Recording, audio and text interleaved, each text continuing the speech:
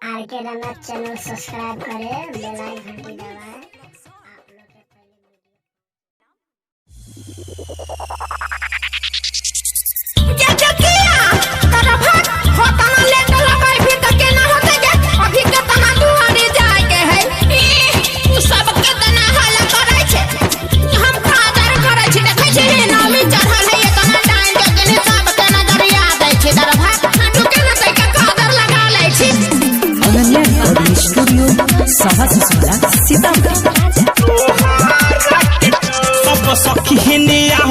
झिझिया ले आहो डनी रानी के लगा के एगो गीतिया उठाओ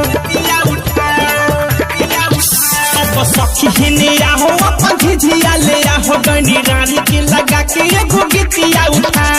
पैसा के संगे जाऊ रोदी, पैसा के संगे जाऊ रोदी, जोतिया ले ले झोला झिझिया खेल चलो सखियों ने बाबा झिझिया खेल चलो सखियों ने गोवारा के टोला झिझिया चलो सखियों ने गोवारा के टोला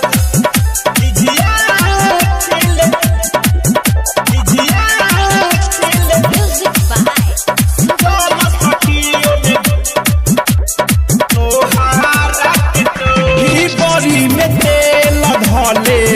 अखी हमें काजर कले नहत कोनो मरदी नजर रे।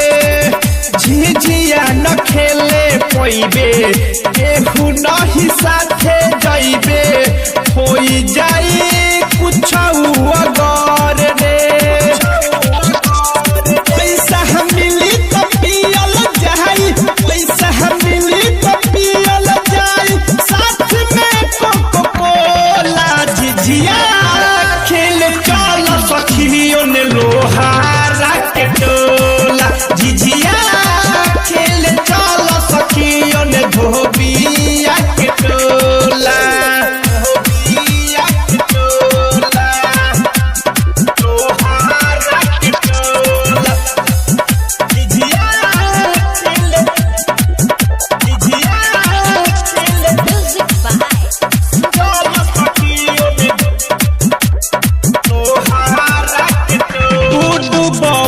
बले रहली अथी दोनी कहले रहली, चल कले करे से भेट रे।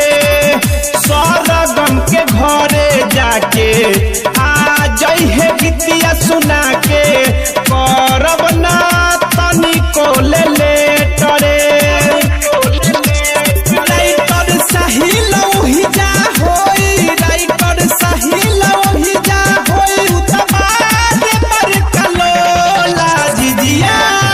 खेल चलो सखियों ने माला हाथ डोला।